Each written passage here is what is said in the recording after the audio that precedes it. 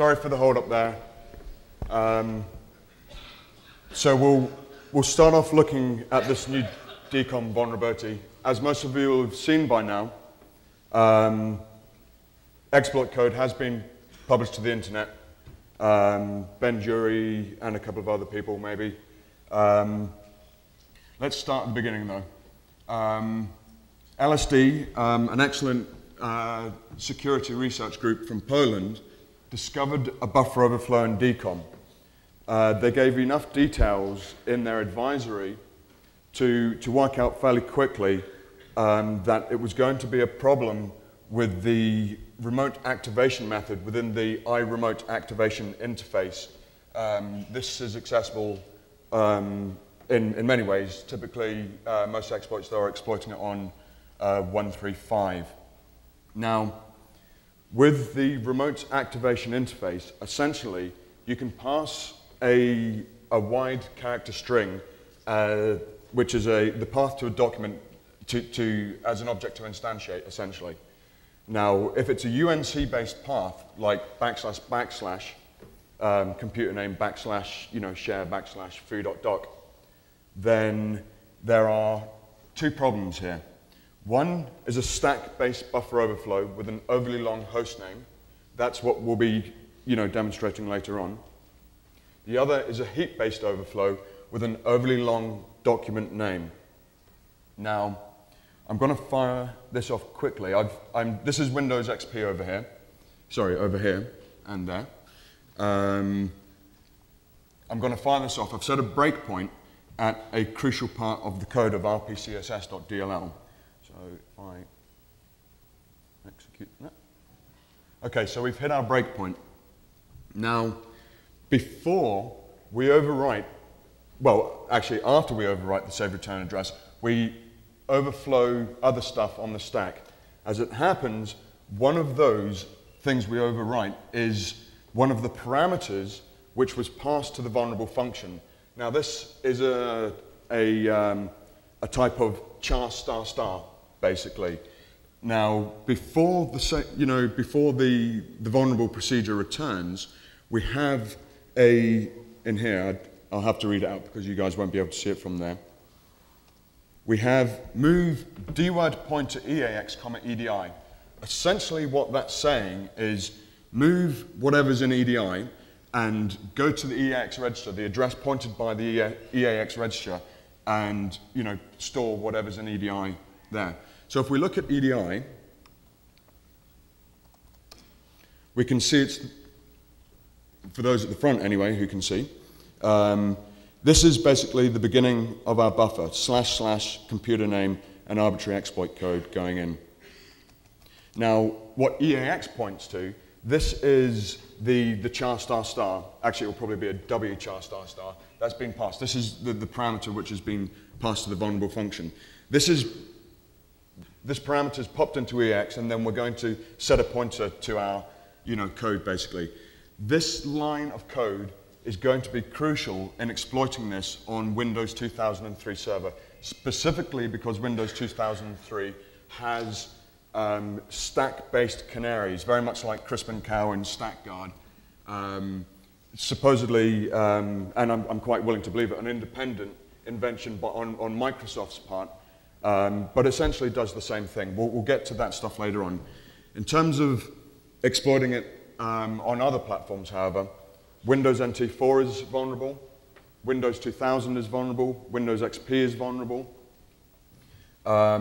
Pretty much everyone's vulnerable. So patch this, by the way, because I don't know if many of you read Tim Mullen's new article on securityfocus.com. Nice read, as always. Tim has got dibs on the name of the one that's going to exploit this, called mescaline. And I have no doubt there will be a one that exploits this in the near future. So if you haven't patched this yet, patch it. If you can't apply the patch, at least disable DCOM on the systems. You do that by running DCOM CNFG, by the way. So anyway, here we are. We've launched our exploit against this XP box here. Now, going back to the move dword pointer EAX EDI, we control EAX because we've overflowed the stack, basically. We've overwritten the save return address. Now we're continuing on writing, stuff that was passed on, stuff on the stack. Because we can do that, we overwrite this stuff. If I scroll up here a bit,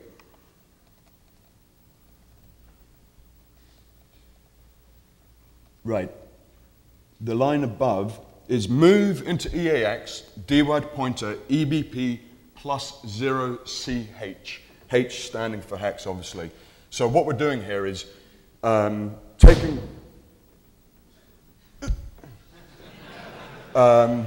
this isn't that secret,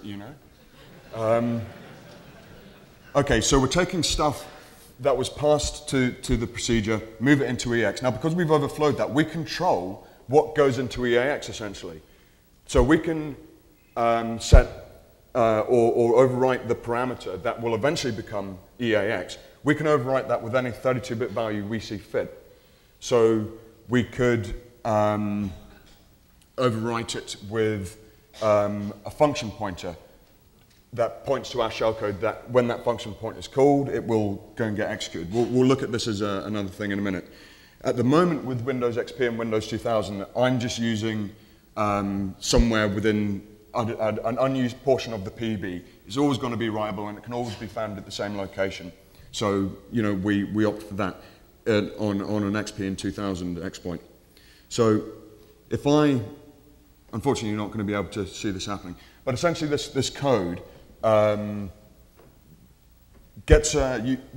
the TB to get a reference to the PEB, and then from there we get the the loaded module list and everything. We then get the base address of kernel32.dll. Using that, we can then find the address of getproc address. We then, by parsing the PE header and so on, we then basically get the address of load library A, and armed with those 2 bits of information, we can load arbitrary libraries and get arbitrary addresses.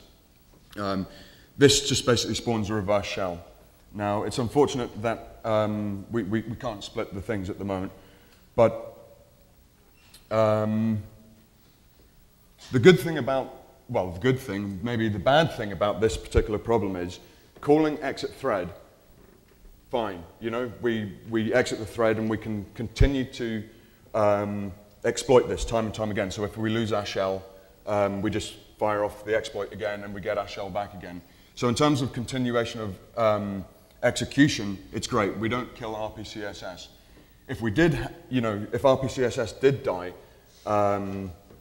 and we couldn't recover the process, then with things like Windows XP and Windows 2003, you've got 60 seconds to do your nefarious deeds because the system will be shut down automatically. Okay, so if I F5 this, that's just gone. We've exited a couple of threads and stuff like that, and I've got my, I would have had my shell had I had netcat listening, so let me do that again. Execute. We hit our breakpoint again, F5 that. All right, we're done. And I've got a shell, which you unfortunately can't see. For those with extreme eagle eyes, there you go. Yeah, I suppose I could do that.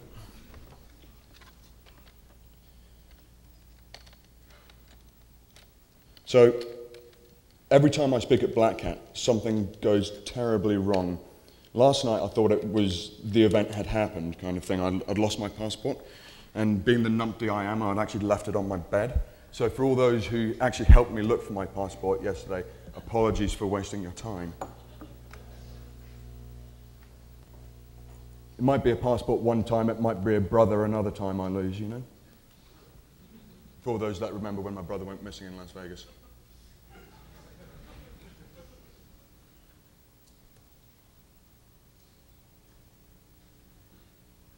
Okay, so here's our shell, and we're Gladius on this box.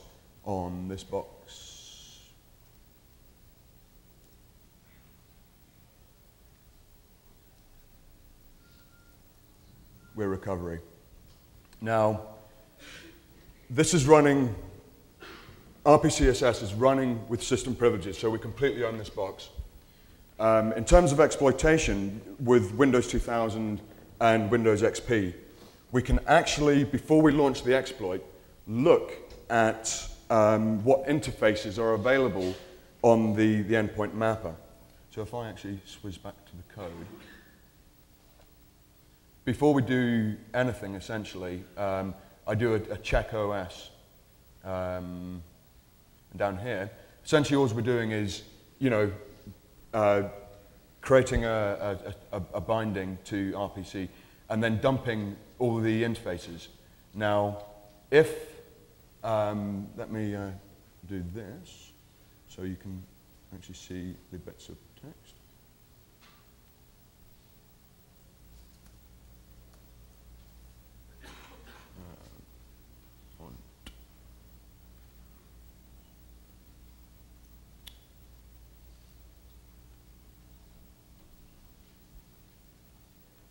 Okay, can everybody see that?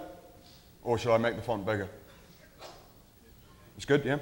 Okay, Windows XP and Windows XP alone has this interface, 1D55B526, blah, blah, blah, blah. So we can accurately determine by, connecting to 135 and saying, give me a list of registered interfaces on this endpoint, we can determine whether it's running XP. Windows 2000 and Windows 2000 alone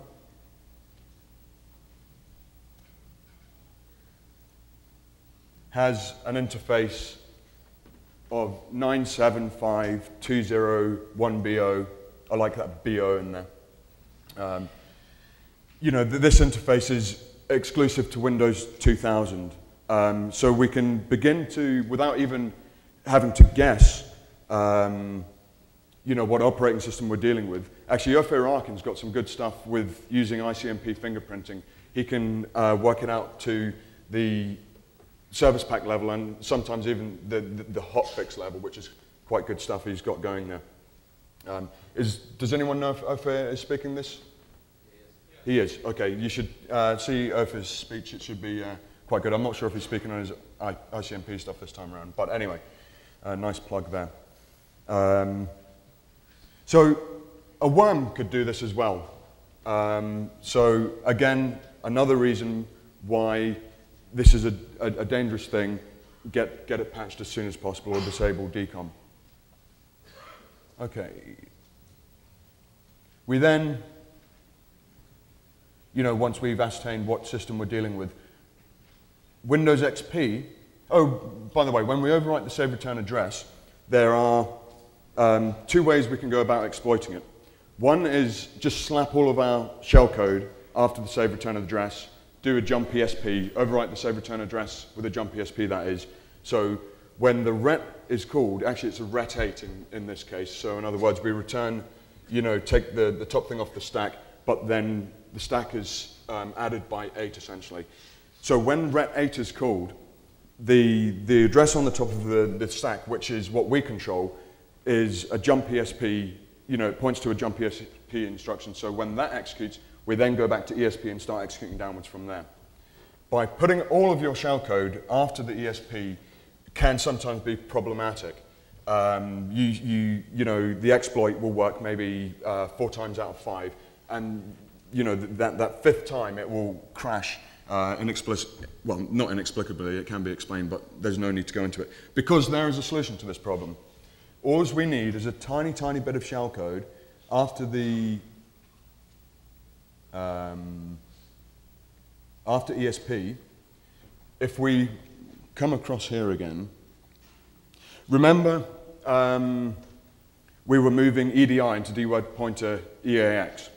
Well, ESI also points to the shellcode. So after the vulnerable procedure returns, ESI points to our shellcode. So what we could say is, just put a tiny bit of right, stop that there. We would not overwrite the save return address with a jump ESI. The reason being, our shellcode or our buffer must start in Unicode /0/0. It must be that. That in assembly code, when you translate that, is pop ESP add byte pointer EAX plus N, comma BL, okay? So if EAX plus N, N being the next byte in the buffer, if that is not writable, the process will crash and we've lost it, okay? So this is going to be one of the annoying things about Windows 2003, we'll see in a minute, but this is why we would not do a jump ESI, because ESI points to that /0/0. EAX has never been writable in my testing, so it's the wrong way to go in terms of, you know, having a 100% effective exploit. So what I will do, however, is push 44 onto the stack. This is after ESP. I've done a jump ESP. So I push 44 onto the stack, pop it into EAX, then add EAX to the ESI. So ESI now doesn't point to my //, it points somewhere down below that. We then do the jump ESI. So we only need a tiny bit, this stuff here, highlighted, 7 bytes of shellcode after ESP that will then jump us back to where our main shellcode can be found. And then we avoid that problem of, you know, the crash every, you know, 1 time out of 5, and it works 100% reliably. Okay. Exploiting this on Windows 2000, Windows XP, Windows NT4, it's dead easy. Windows 2003 is another kettle of fish. So what I'm going to do now is basically start debugging on, this is a Win2K3 server.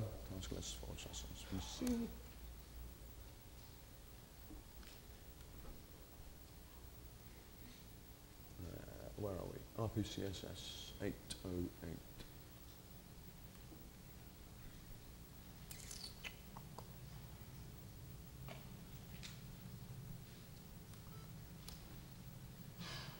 Right, I'm going to switch cables now.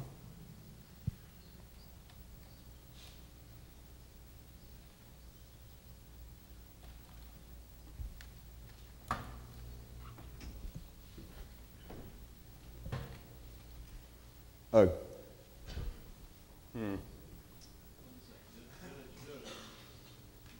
This side, yeah? No. Actually, wait a minute. Yeah, this side. BIOS are excellent laptops. They're just sometimes trying to find things on there, you know. Okay, let's...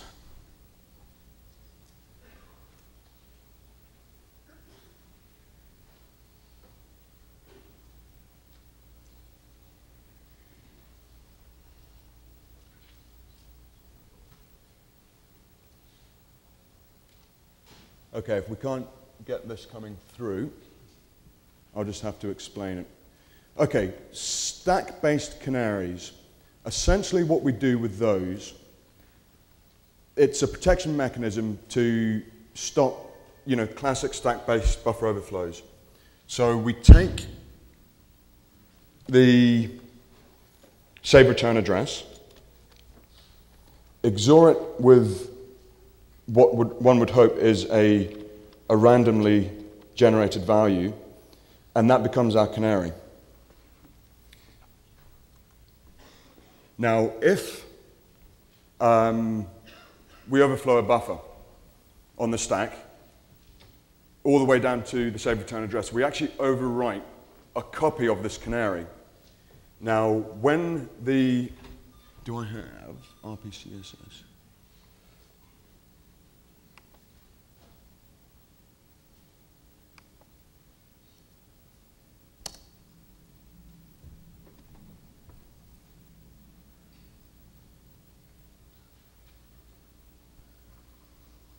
Sorry, just bear with me 2 seconds.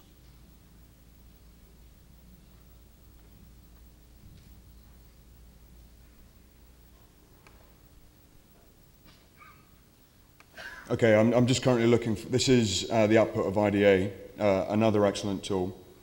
And I'm just currently looking for the place that does the canary checking. Okay, rather than waste time on that.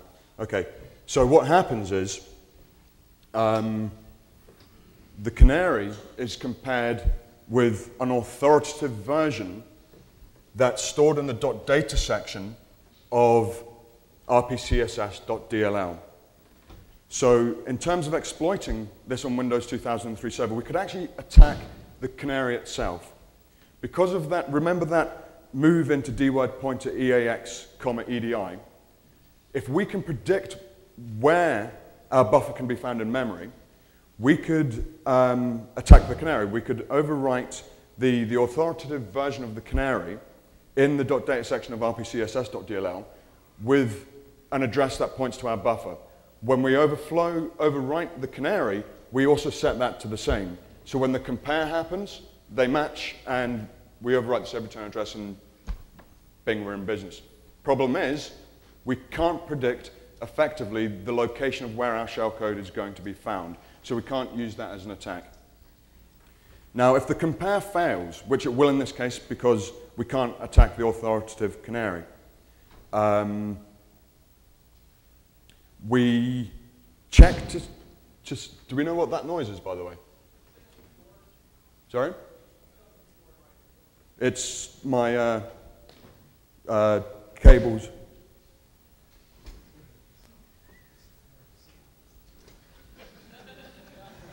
It's like, okay, I'll stand still. If that's possible for me. Okay.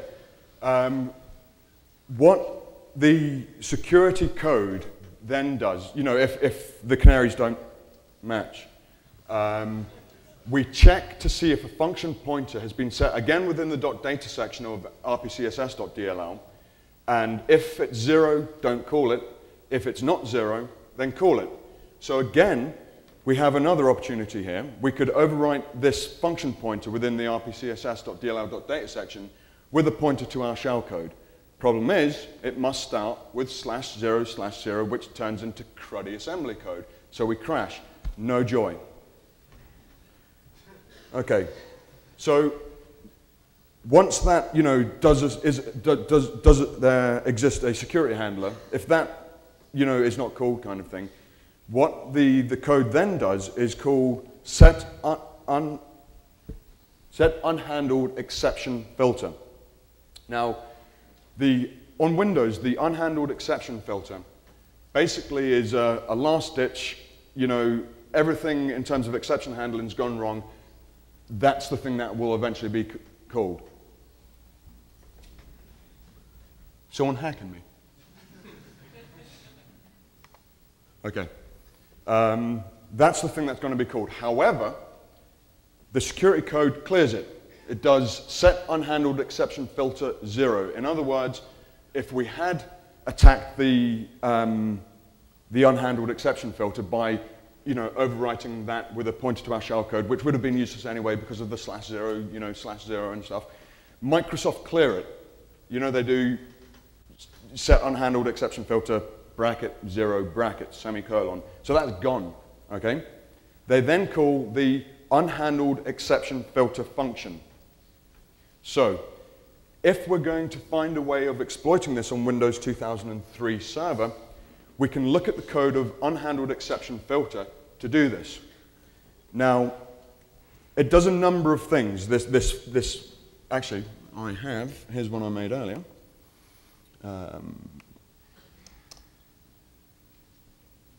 Okay, this here is the disassembly of unhandled exception filter.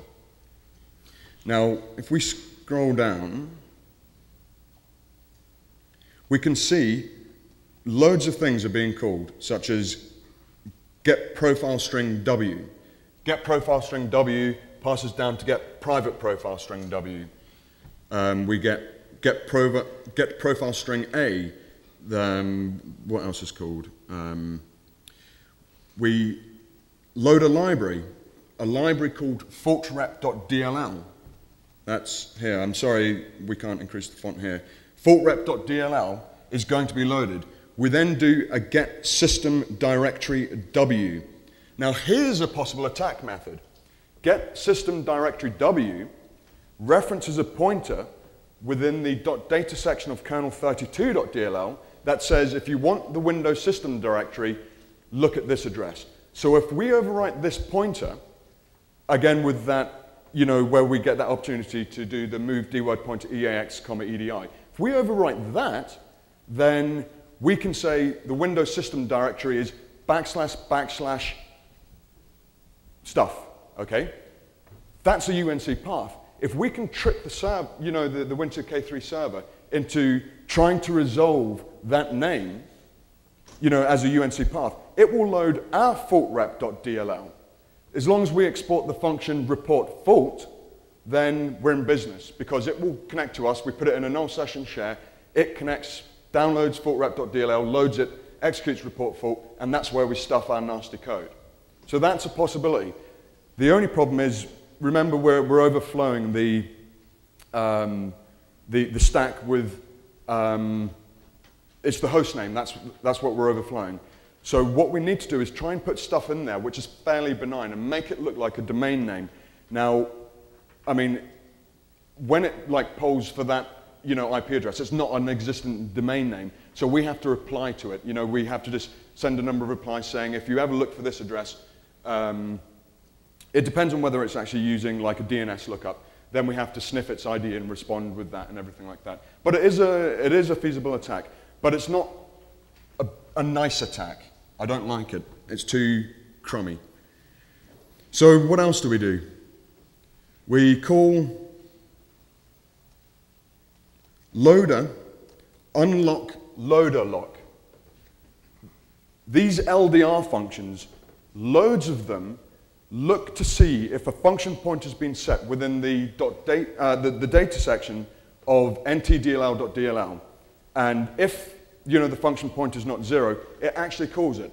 Now I can't see anywhere in the code of ntdll.dll that actually sets these pointers. So I wonder whether it's a leftover from, whilst Microsoft were developing Windows 2003, it was like put debug code in here kind of thing. So anyway, it references a pointer, which we, again, could overwrite. That's then moved into EAX, and EAX is called if it's not 0. Again, we're left with the same problem, however, of /0/0. So the thing is, when LSD put out their advisory, they said they've got a way of exploiting this on Windows 2003, bypassing the Canary protection stuff. So there's two options. One, they're either using the heap-based overflow to exploit it on Windows 2003, which I don't think. I actually believe that the LSD have found a way to defeat the stack protection stuff. So the only theory I've come up with, and I unfortunately haven't had time to prove it yet, I actually need to speak to Greg. Is Greg around, by the way? Greg Hoglund? He's not in at the moment, okay. Yeah, Greg and I are going to work on this later on, basically.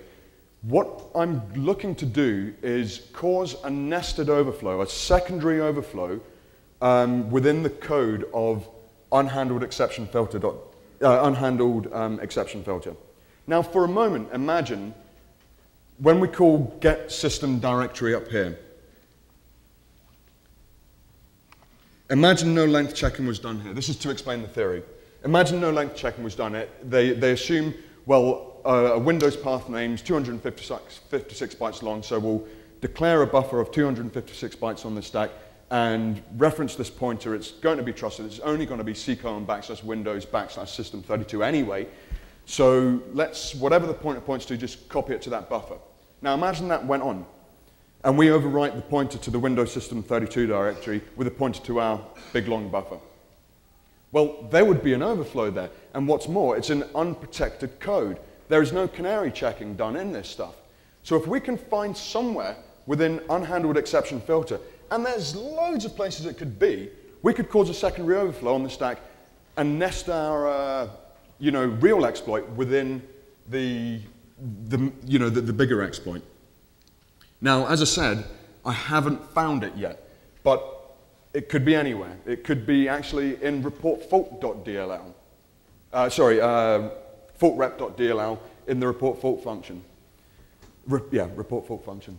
That does tons of stuff. Essentially what that function does is, when you get that annoying message like, do you want to send this bug to Microsoft? No, don't send, kind of thing.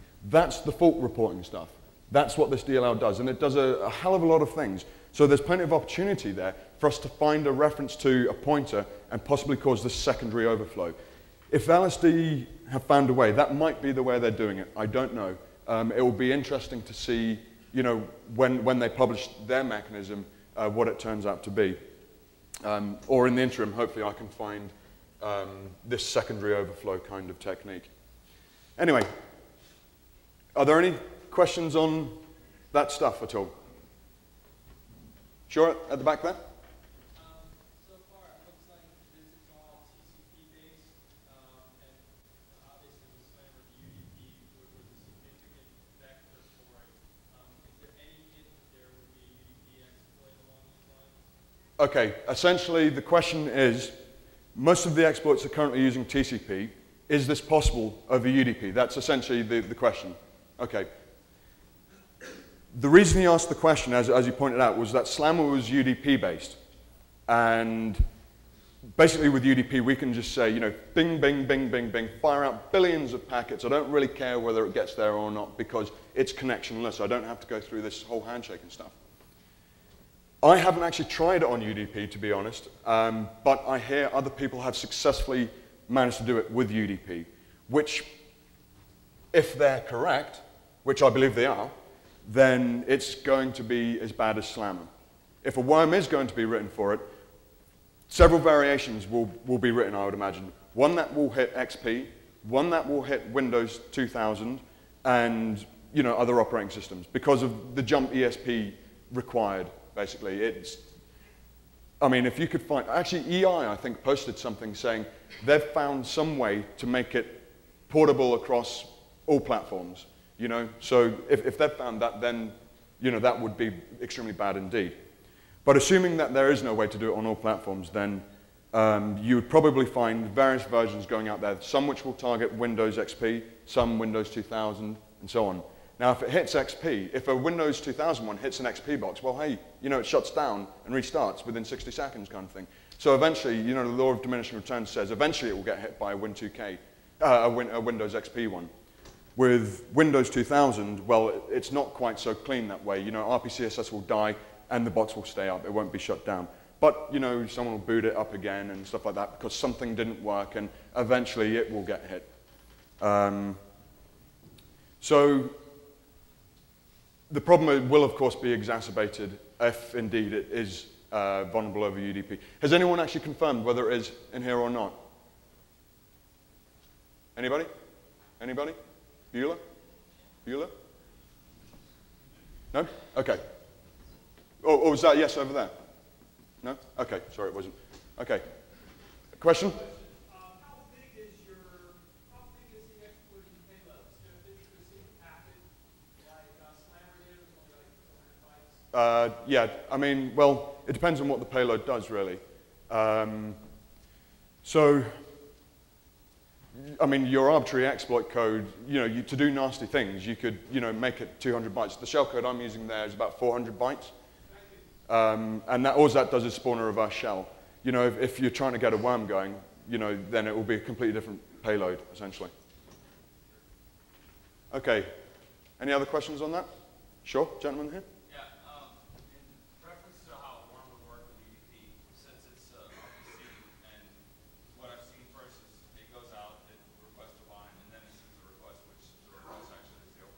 Yep.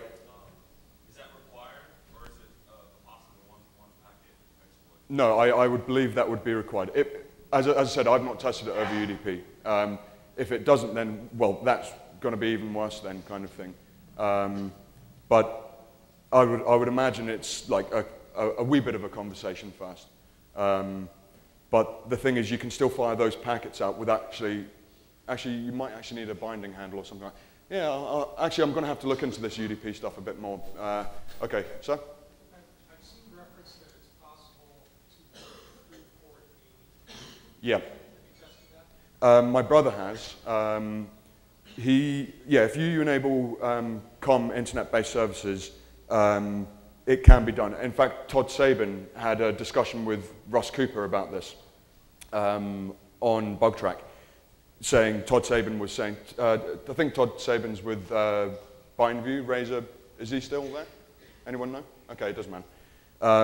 Essentially, he was saying, I'm looking at a debugger right now that I've got a breakpoint set, I've got the exploit going, and it's been done over port 80. I haven't done it, my brother has, and I believe Todd Sabin has, so I'm going to trust these guys,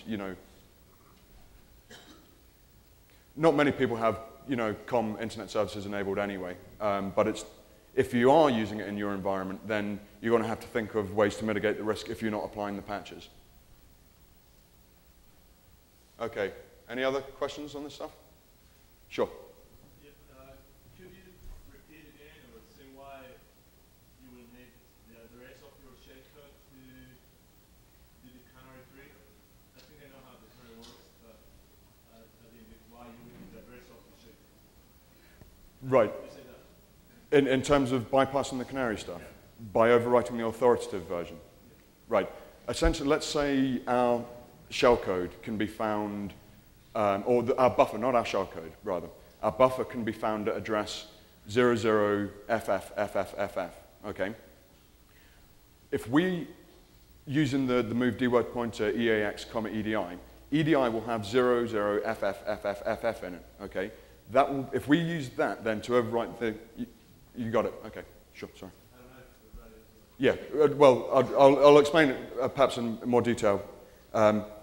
Yeah, the authoritative version of the cookie is stored in the .data section of rpcss.dll.